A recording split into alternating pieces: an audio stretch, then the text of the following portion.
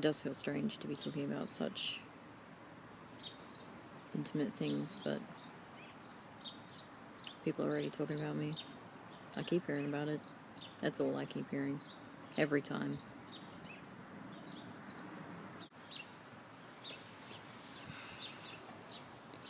It's not just the self-esteem issues that come with this. I mean, those are aplenty. I've got self-esteem issues because of the embarrassing side effects, which include, but are definitely not limited to, weight gain that you can't shift.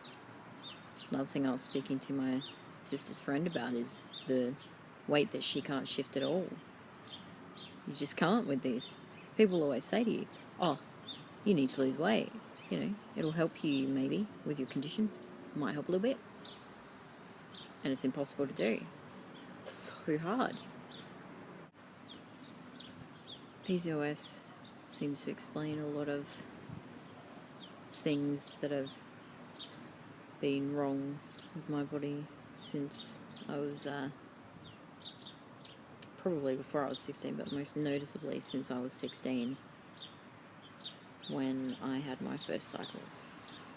Already, if you know anything about women's cycles, that's pretty late to be getting your first one. But that's how it is.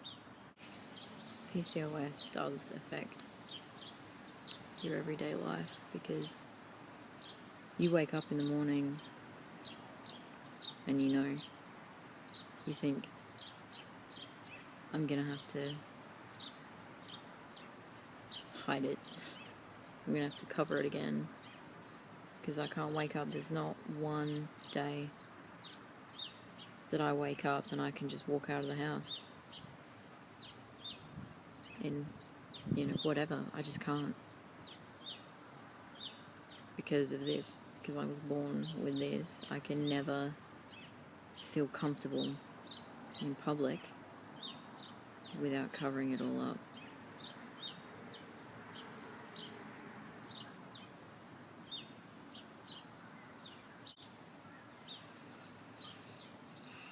Every month, every single month, I think I'm pregnant. Every time. Even though my doctor said your ovaries just aren't working, and even though she said when she looked at my scans, it's out of my depth, needed a specialist at a really good hospital.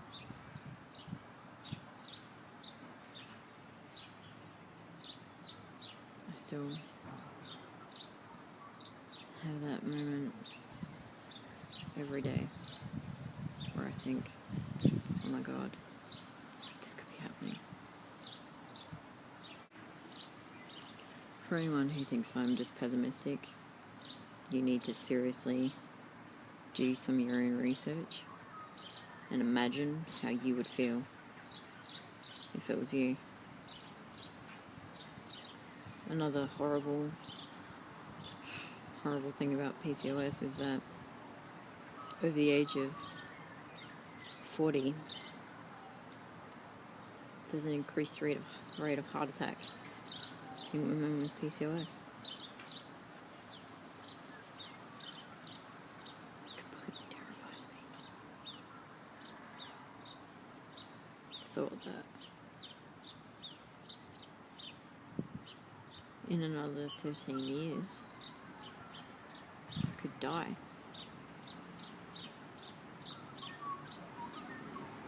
Maybe sooner, if the large, painful cysts that I can feel get any bigger and turn cancerous. Could happen.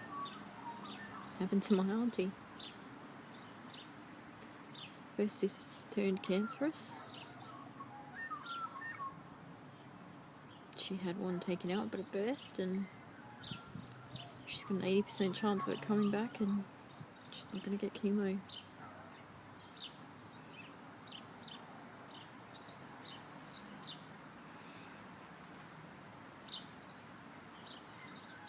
The worst misconception of PCOS is that, well, the worst one I've ever come across, because I had, honest to God, never thought anyone could be this ignorant and, honest to God, cruel, was that a woman with PCOS will have a retarded baby. I don't even like that word. That's how I heard about it. If I'm completely honest, the sentence was, "It's a good thing you're not pregnant with Kat." To Mr. Man, it's a good thing you're not pregnant with her. She would have a retarded baby.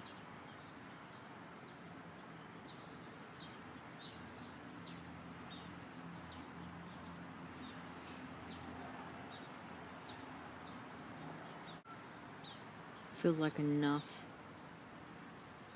of a torture punishment for something I don't even know I've done to have this condition. More than enough. The thing I want most in the world is out of reach to me for now.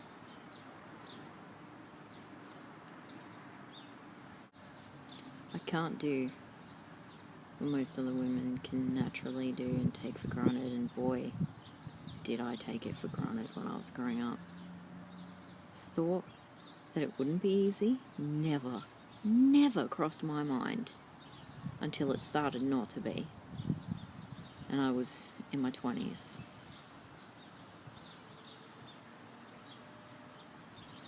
When it started, I was still fairly young, like 23, and I just thought it would happen. I just thought it was that easy.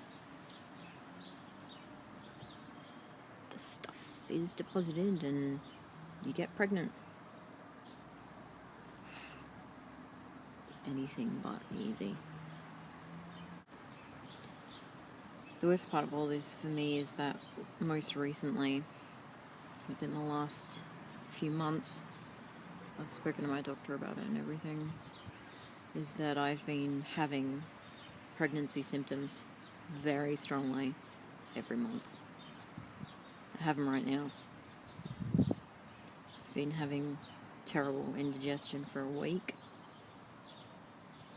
Heartburn like I can't believe, because I never used to get it. I only started getting it 4 months ago.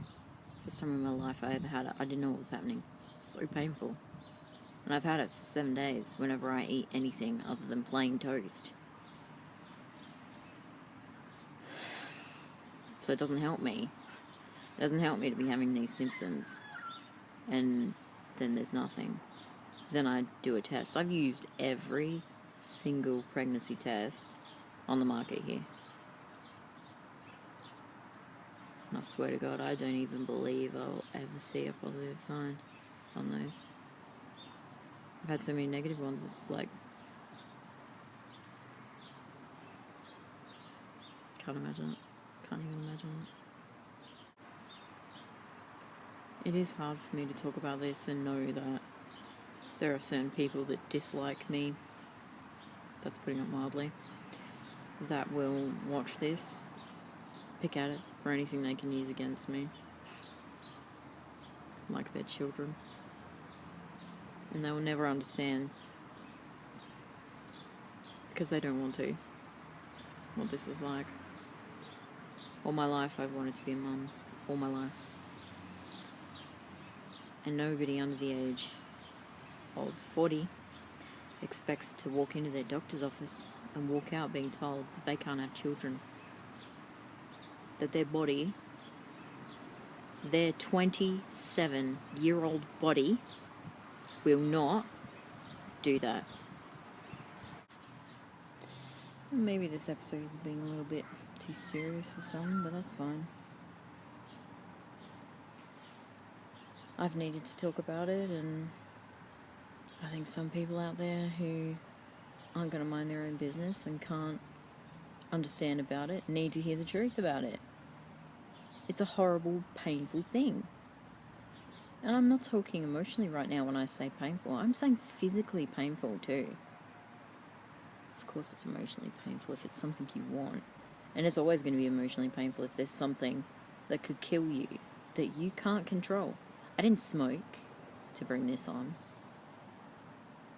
I didn't do anything to bring this on. I was born with this. IVF itself is an invasive process. I've been researching it for years. I know all the prices of all the places here and in Melbourne, because I had my plane ticket to go to Melbourne a couple of years ago to get it, before things fell apart.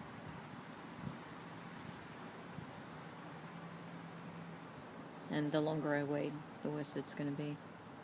In the last 6 months alone, some things have stopped. I'm not even 30.